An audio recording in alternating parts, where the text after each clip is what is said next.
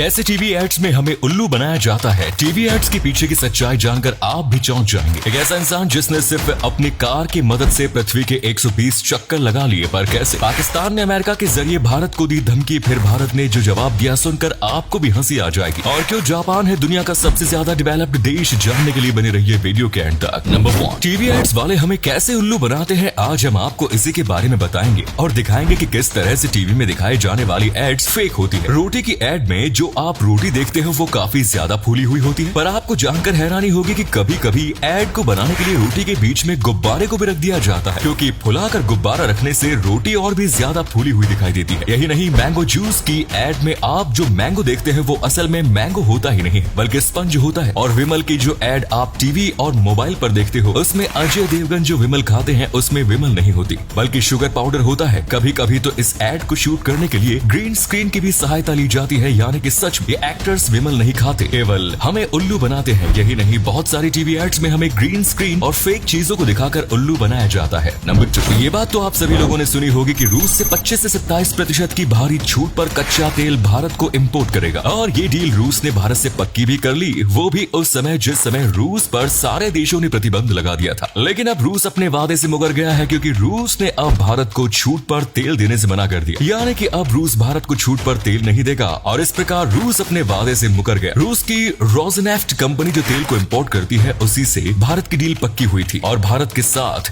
भारत की 2 और कंपनियों के साथ रूस ने डील पक्की की थी, लेकिन उसने उनको भी तेल देने से मना कर दिया, जिससे अब भारत को कोई भी छूट पर तेल नहीं मिलेगा। नंबर 3, हमारी पृथ्वी कितनी बड़ी है ये बात तो आप सभी लोग जानते हैं, क्योंकि आज तक पृथ्वी का चक्कर किसी शख्स ने नहीं लगाया। लेकिन क्या होगा अगर हम आपसे कहें कि एक शख्स ऐसा भी है जिसने धरती के 1-2 चक्कर नहीं बल्कि 120 चक्कर लगाए हैं? जी हाँ दोस्तों, एक ऐसा भी शख्स है जिसका नाम IRV गॉर्डन है, और इस शख्स ने 1966 में पृथ्वी के 120 चक्कर लगाए थे। बात यह है कि गॉर्डन ने 1966 में वोल्वो की एक कार खरीदी जिसकी कीमत $4150 थी। इस कार को गॉर्डन ने 48 लाख किलोमीटर चलाया, और ये पृथ्वी के 120 चक्कर के बराबर है। उन्होंने ये सब एक कार से किया, ना कि किसी एरोप्लेन से, और ये रिकॉर्ड गॉर्डन के नाम ही है। किसी ने आज तक इस रिकॉर्ड को नहीं तोड़ा, और उनकी कार अभी तक बिल्कुल सही चलती रही। लेकिन दुख की बात यह है कि 2018 में इनकी किसी कारणवश मौत हो गई। नंबर 4, अगर आपसे पूछा जाए कि दुनिया का सबसे शक्तिशाली और डेवलप्ड देश कौन सा है और टेक्नोलॉजी के मामले में भी कौन सा देश आगे, तो आप लोगों में से अधिकतर लोग अमेरिका या तो फिर रशिया का नाम लेंगे। लेकिन आप लोग बिल्कुल गलत है, क्योंकि अमेरिका और रशिया से भी आगे टेक्नोलॉजी के मामले में एक छोटा सा देश है जिसके यहाँ बुलेट ट्रेन हवा से भी ज्यादा स्पीड में चलती है, और यहाँ पर बच्चे 10 साल तक पढ़ते हैं लेकिन उनको कोई एग्जाम नहीं देना पड़ता। ये देश टेक्नोलॉजी में इतना आगे है कि इसकी बराबरी अमेरिका, रशिया और भी बड़े बड़े देश नहीं कर सकते, और इस देश का नाम है जापान, जहाँ पर ऐसी टेक्नोलॉजी है जो अमेरिका और रशिया सोच भी नहीं सकते, क्योंकि जापान में हर साल कुछ न कुछ नया बनता रहता है, और इसीलिए टेक्नोलॉजी के मामले में जापान सबसे आगे है।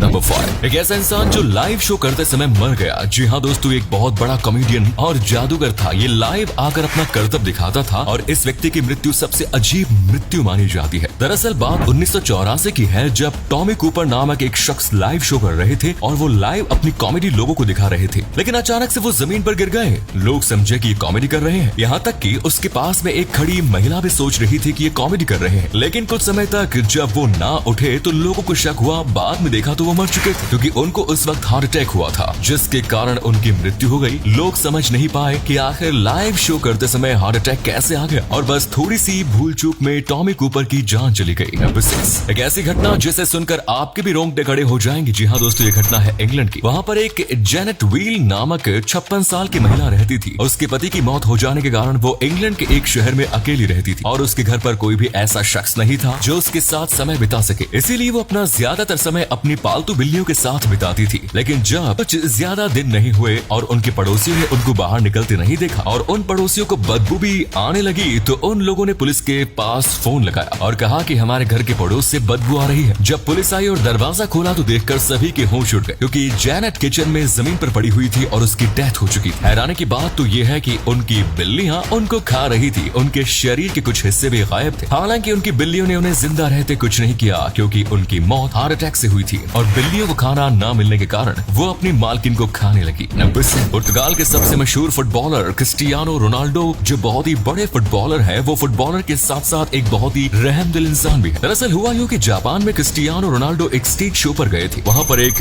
रियोटा नामक जापानीज लड़का क्रिस्टियानो रोनाल्डो के पास आया और उसने कहा कि मेरी टी शर्ट पर ऑटोग्राफ दे दीजिए, मैं इसको बेचकर अपनी माँ का इलाज कराऊंगा। उस लड़की की माँ ब्रेन ट्यूमर से जूझ रही थी और उसके पास अपनी माँ का इलाज कराने के लिए पैसे बिल्कुल नहीं थे, क्योंकि वो एक गरीब परिवार से था। ये सब सुनकर क्रिस्टियानो रोनाल्डो की आंखें भर आई और वो उस लड़की को अपने साथ घर लेकर गए और उसकी माँ को भी अपने घर पर बुलाया और कहा कि इनके इलाज का सारा खर्चा मैं दूंगा। और इस प्रकार उस लड़के ने अपनी माँ की जान बचाई। और एक बार फिर से क्रिस्टियानो रोनाल्डो ने दिखा दिया कि वो फुटबॉलर के साथ साथ एक रहमदिल इंसान भी है। और अगले फैक्ट पर जाने से पहले फोटो को ध्यान से देखिए, बताइए किसका फोटो दिखाई दे रहा है, इससे पता लगेगा आपका दिमाग और आंखें कितनी तेज है। मिलते हैं आपको 5 सेकंड्स। नंबर 8। वैसे तो भारत और पाकिस्तान की जंग चलती रहती है, जिसमें हमेशा पाकिस्तान जंग शुरू करता था, लेकिन जीत हमेशा भारत की होती है। लेकिन एक बार ऐसा हुआ कि पाकिस्तान ने भारत पर परमाणु बम गिराने की धमकी दे दी। जी हाँ दोस्तों, बात है 1999 की, जब पाकिस्तानी सेना ने कारगिल की पहाड़ियों पर धोखे से अपना कब्जा कर लिया। ये सब देखते हुए भारत की सेना ने पाकिस्तानी सेना को मुंह तोड़ जवाब दिया। धीरे धीरे सभी चोटियों पर अपना कब्जा करने लगी और भारत की विजय होने लगी। ये सब देखते हुए पाकिस्तान को काफी ज्यादा गुस्सा आ रहा था और अपनी हार को देखते हुए पाकिस्तान ने अमेरिका के राष्ट्रपति के पास संदेश भेजा और कहा कि भारत से कह दो कि हम भारत पर अब परमाणु बम गिराएंगे। और फिर पाकिस्तान ने परमाणु बम को तैयार किया, लेकिन भारत ने अमेरिका के राष्ट्रपति से कहा कि हम नुकसान सहने के लिए तैयार हैं, क्योंकि भारत का 20% ही नुकसान होगा, लेकिन अगर हमने पाकिस्तान पर परमाणु बम गिराया तो पूरा पाकिस्तान तबाह हो जाएगा। और ये सब सुनते ही पाकिस्तान ने अपने परमाणु बम को रोक दिया। धन्यवाद।